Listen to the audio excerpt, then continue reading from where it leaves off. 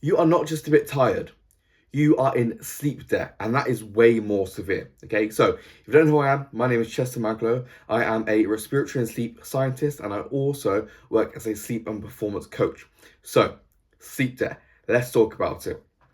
Every night you go to sleep and you sack off your sleep, okay? You want to go on your phone, you want to respond to emails, you want to do this, that, and the other when you should be sleeping, okay? Every time you do that, that is more time spent racking up sleep debt. And that's not something you can just shift off or brush off. That accumulates, right? So the first night you'll be fine, okay? It doesn't really matter. You can brush off a little bit of lost sleep. The next day, feel a little bit worse, but it's still okay. The next day, okay, you need to grab a coffee now. Maybe you have 2 coffees rather than one. Maybe you have 3 rather than 2.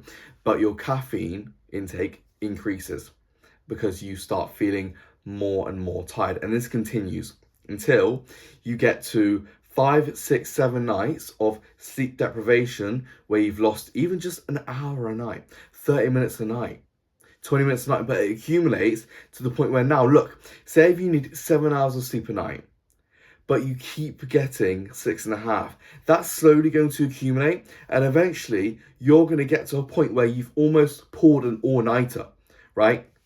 You have gone throughout the week and you've just built up this little bit of sleep debt. You've lost out on 20 minutes there, you've got 40 minutes less than you need there, 60 minutes less there, and eventually you get to a point where you are now fatigued. You are basically mildly intoxicated, because that's what happens when you don't sleep enough. Your brain isn't functioning how it should be. You are in a state where you are functioning at a lower level, right? So that's not good. And this is really going to impact you severely, right? It's not just a case of, I didn't sleep enough. It's fine because I can just work harder. Well, no, because you're not going to be able to work harder because you can't function to a high enough level, right? You need to be able to nail your sleep in order to perform and function how you want to, right? If you don't sleep, you're going to be more stressed. You're not going to be the leader and the person working at the level that you want to. Why? Because you're going to be more emotional, you're going to be more reactive, you're going to be more stressed. Your decision making is going to be off. You're not going to be that strong, capable, competent leader that you want to be. You're not going to be able to do all the work that you want to do. You're not going to be as productive. You're not going to have the energy. You're not going to be able to do this, that, and the other. All things that you've got planned in your diary, you're not going to be able to do them. Why? Because you're not functioning at the level that you need to be, right? You can't outwork fatigue. So you need to work with it. You need to reduce the sleep debt, and you can't just pay it off in one night. You can't think, I'm going to get one night's good sleep, and then that's my sleep debt paid. I'm back to being functioning at the highest level. It's like, no, you're going to need to work on some habits that I'm going to give you today that are therefore going to reduce that sleep debt and actually stop it from accumulating in the first place, because prevention is always better than treatment. If you can implement these habits that I'm going to give you today, week in, week out, then guess what? You're going to be the strong, competent leader that you want to be, and you're not going to be functioning at a reduced version of yourself. And look, this is also going to lead to burnout, okay? Sleep debt leads to burnout. Sleep debt leads to you not going where you want to be. So look, if your competitors, the person that wants the same job as you, or the person that wants the same thing that you do is sleeping enough, then guess what? Guess who's going to get that thing? They are. They're going to scale faster than you. They're going to build faster than you. They're going to be more productive than you because they are functioning at a higher level. You're mildly intoxicated, surviving off coffees, running on empty. Well, they're full of energy and they're functioning to a high level. They've got focus because they are doing what's required and they're implementing these tips. So, first off, what I'm going to say is you want to set a bedtime and a wake time. You're like, I don't need a bedtime. I'm a grown man. I'm a grown woman. You do need a bedtime.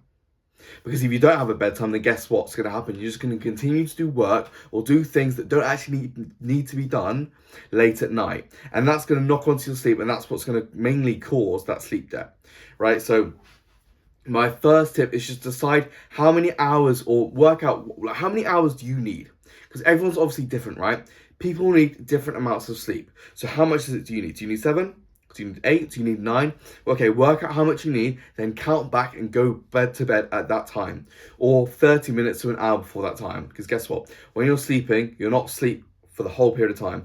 There are going to be periods of that time where you're going to be awake and you're not even going to notice it. So count back. however much you need. So if you think you need 7, count back 7.5, 8 hours, go to bed at that time. The key thing now is to go to bed at that time and wake up at the time you want to every single night. And that's very important. Not just on the weekdays, also on the weekend, every single day. Treat every day as the same, okay? Look, I get why you want to lie in. You feel like you're fatigued throughout the week, so you want to lie in on the weekend. That's going to sabotage you more than it's going to benefit you, okay? You can't make up for the suboptimal sleep that you've had in the week. You just need to nail it in the week, and then you won't have to make up for it on the weekend. But by oversleeping on the weekend, you're putting your body clock out of sync. So your body thrives on routine. Your body likes to have things in a certain way so it can just know what to do when it has to do it. If you oversleep or you go to bed at different times and you're just not in sync with that, then it's going to be really hard for your body to maximize the sleep quality, because your body clock's going to be out of whack, which essentially means your body doesn't know what is going on. So it doesn't know what time it is. It doesn't know if it's supposed to be sleeping or awake or anything, because you're not giving it that routine it likes. Our bodies love routine. So don't deprive your body of routine, because therefore you're then going to rack up that sleep deprivation and you're not going to feel very good. Okay, so my next tip that's going to be really important is you need to be avoiding screens before bed. Light is probably the biggest saboteur of sleep in the evenings. Light in the day is perfect. In the mornings, getting sunlight is one of the best things that you can do to maximize your sleep quality. But the thing that you're probably doing late at night, which is sabotaging your sleep, is either replying to emails, or replying to business text messages, or even just watching TV. But these things are going to mean that your body thinks it's daytime, and you're going to suppress melatonin release, which basically means you're going to have a harder time falling asleep. And if you have a harder time falling asleep, your sleep efficiency is going to be decreased. And that's essentially how much sleep are you actually getting for the time you're spending in bed.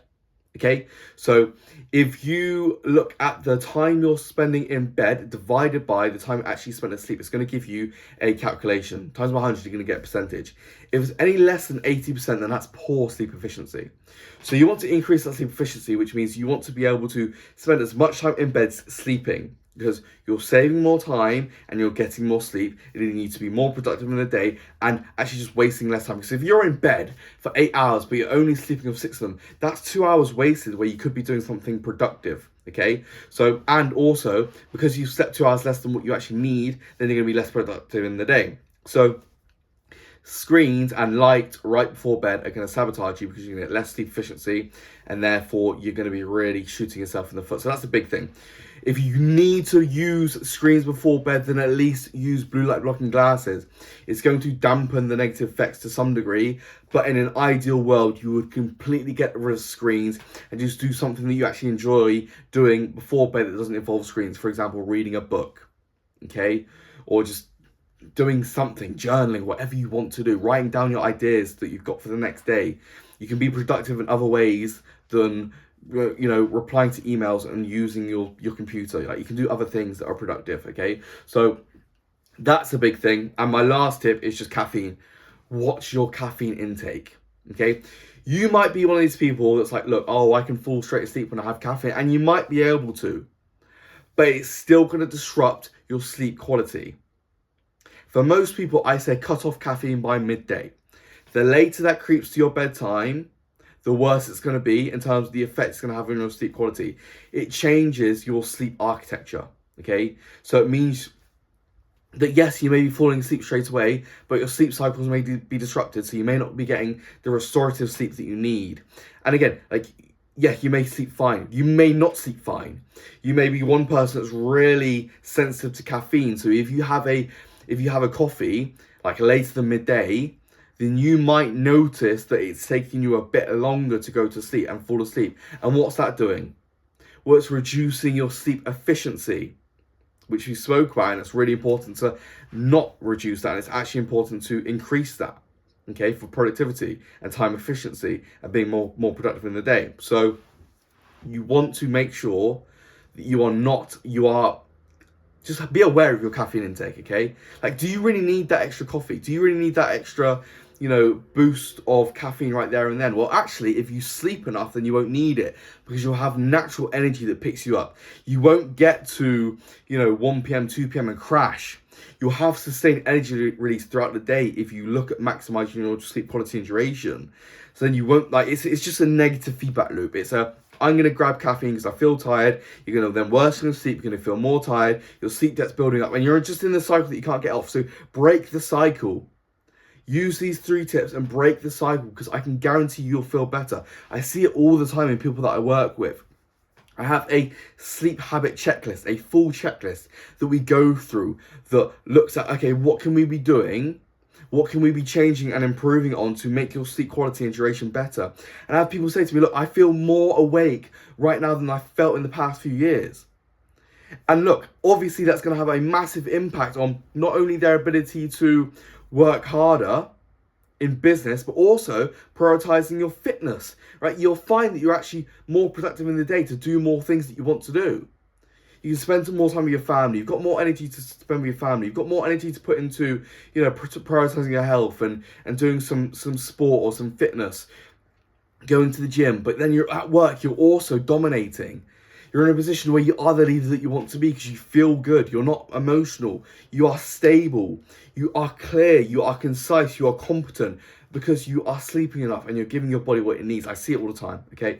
So that is my sort of guide to you today. Those are my tips in order to help you to essentially maximize your sleep efficiency and to just get yourself functioning at a higher level, right? Just implement these tips and I guarantee you will see the benefits from them, okay? So if you want to learn more about what I do, then I'll put a link in the description. Just click that and I'll teach you more about what I do and how I can help you.